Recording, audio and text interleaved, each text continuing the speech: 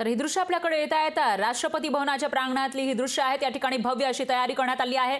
आता संध्याकाळची वेळ झालेली आहे आणि त्यामुळे इथं सूर्य आता अस्तास जाताना दिसतो आणि त्याच वेळेला मोदी या ठिकाणी त्यांचा तिसऱ्यांदा पंतप्रधानपदी ते इथं विराजमान होणार आहेत आणि त्यासाठीची लगबग आपण बघू शकतोय। दरम्यान निर्मला सीतारामनच्या मागच्या मोदी सरकारच्या काळामध्ये अर्थमंत्री राहिले आहेत, त्याही या ठिकाणी आपल्याला बघायला मिळतात आणि इतरही नेते या ठिकाणी मोठ्या संख्येने दाखल झाले आहेत। एनडीए मधील सर्वच जे खासदार आहेत ते या ठिकाणी पोहोचलेले आहेत। तब्बल 8000 जे उपस्थित आहेत या ठिकाणी विशेष उपस्थिती पाहायला मिळते। दरम्यान दुसरीकडे सुप्रिया सुळे यांची पत्रकार परिषद सुरू होणार आहे, त्या नेमकं काय बोलणार याकडेही लक्ष असेल।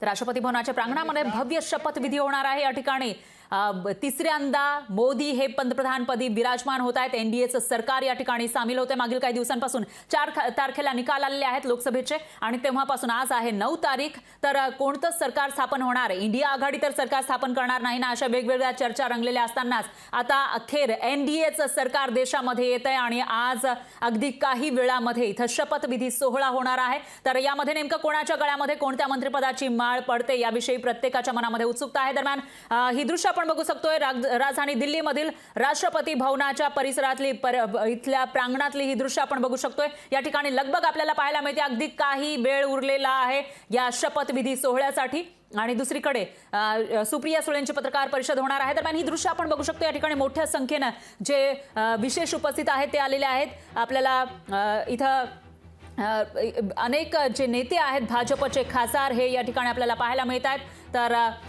मोदी हे पंतप्रधान होणार आहेत, केंद्रामध्ये एनडीएचं सरकार या ठिकाणी होत आहे। तर रवी किशन यांची दृश्य आपण बघितलेली होती। रवी किशन हेही निवडून आलेले आहेत यावेळेला आणि त्याचबरोबर इतरही जे खासदार निवडून आलेत भाजपचे आणि एनडीए मधील मित्र पक्षांचे ते या ठिकाणी उपस्थित होताना आपल्याला दिसून येत आहे। त्यांची लगबग सुरू आहे। अगदी काहीच वेळामध्ये या ठिकाणी शपथविधी सोहळा हा सुरू होणार आहे। मोदींच्या शपथविधी सोहळ्याची ही लगबग आपण बघतोय।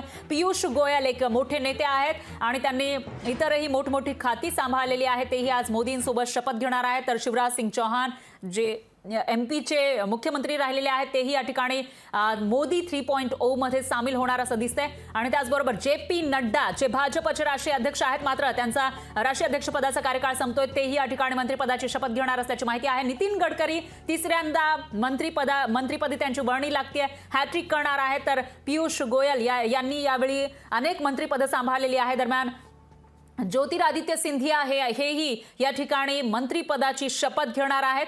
तर अमित शहा जे एक मोठे नेते भाजपमधले तेही या ठिकाणी मंत्रिपदाची शपथ घेणार आहेत। तर अजय टम्स हे सुद्धा या ठिकाणी असतील। रक्षा खडसे भाजपमधल्या एक मोठ्या नेत्या, महाराष्ट्रातल्या नेत्या त्या या ठिकाणी शपथ घेणार आहेत। त्याचबरोबर मुरलीधर मोहोळ हे सुद्धा महाराष्ट्रातील नेते आणि महाराष्ट्रामधील खासदार या ठिकाणी मंत्रिपदाची शपथ घेणार आहेत। तर तिकडची ही दृश्य आपण बघू शकतोय। दरम्यान मोदी 3.0 नेमकं कसं असेल, कोण या ठिकाणी आहे ते आपण या ठिकाणी बघू शकतोय। नितीन गडकरी त्यांचं शिक्षण BCom LLB इतकं झालेलं आहे आणि त्याचबरोबर वयाच्या 24व्या वर्षी ते भारतीय जनता युवा मोर्चा नागपूरचे अध्यक्ष राहिलेले आहेत। त्याचबरोबर भाजपचे अध्यक्ष म्हणून सुद्धा त्यांनी कामगिरी केलेली होती आणि त्यांनी जे वेगळे निर्णय घेतले होते त्यामुळे त्यांना एक वेगळं महत्त्व प्राप्त झालं होतं भाजपमध्ये। दरम्यान पियुष गोयल केंद्रीय वाणिज्य आणि उद्योग, ग्राहक व्यवहार तसंच अन्न आणि सार्वजनिक वितरण मंत्री म्हणून त्यांनी काम केलं आहे। महत्त्वाची खाती त्यांनी सांभाळली आहेत। तर 2024च्या लोकसभा निवडणुकीसाठी उत्तर मुंबईमधून प्रचंड मताधिक्याने ते विजयी झाले आहेत। पहिल्यांदाच ते प्रत्यक्ष निवडणुकीमध्ये उतरले होते आणि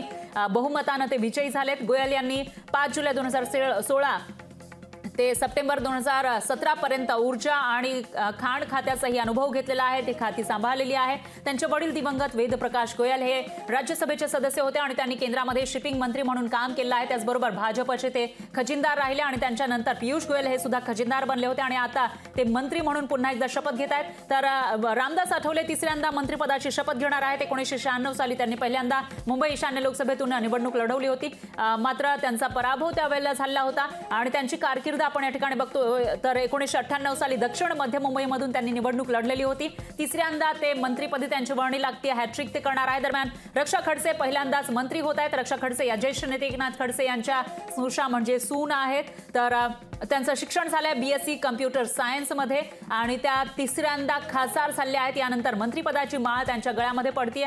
तर एकनाथ खडसे भाजपमधून बाहेर पडल्यानंतर सुद्धा रक्षा खडसे मात्र पक्षाशी एकनिष्ठ राहिल्या होत्या आणि त्यानंतर त्याचं फळ आज त्यांना मिळताना दिसून येत आहे. 2014 पासून रावेर लोकसभा मतदारसंघातून त्या भाजपच्या खासदार आहेत.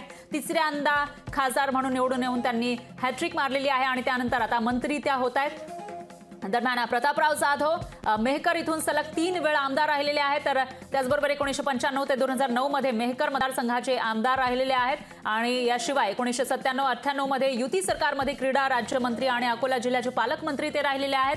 याशिवाय 2009 ते 2024 पर्यंत बुलढाणा लोकसभा मतदारसंघाचे खासदार म्हणून ते सलग चौथ्यांदा निवडून आले आहेत. तर 4 जून 2024 ला चौथ्यांदा ते बुलढाणा लोकसभा मतदारसंघातून विजयी झाले आहेत आणि त्यानंतर ते आता मंत्री होत आहेत. तर आणखी एक नेता म्हणजे मुरलीधर मोहोळ पुणे महानगरपालिकेमध्ये भाजपचे नगरसेवक ते राहिलेले आहेत. 2002, 7, 12 आणि 2017 साली पुण्याचे ते नगरसेवक राहिलेत आणि याशिवाय 2017 ते 18 मध्ये पुणे महानगरपालिका स्थायी समितीचे अध्यक्ष सुद्धा ते राहिलेले आहेत. याशिवाय 2019 ते 22 मध्ये पुणे शहराचे महापौर पद त्यांनी भूषवलेलं होतं आणि त्याचबरोबर नितीन गडकरी या ठिकाणी हॅट्रिक करताना दिसत आहेत मंत्रिपदाची आणि त्यांना एक मोठं खातं मिळण्याची शक्यता वर्तवली जाते. दरम्यान त्यांना तेच खातं रिपीट होतं का त्यांच्या खात्यामध्ये बदल होतो याविषयी उत्सुकता निर्माण झाली आहे.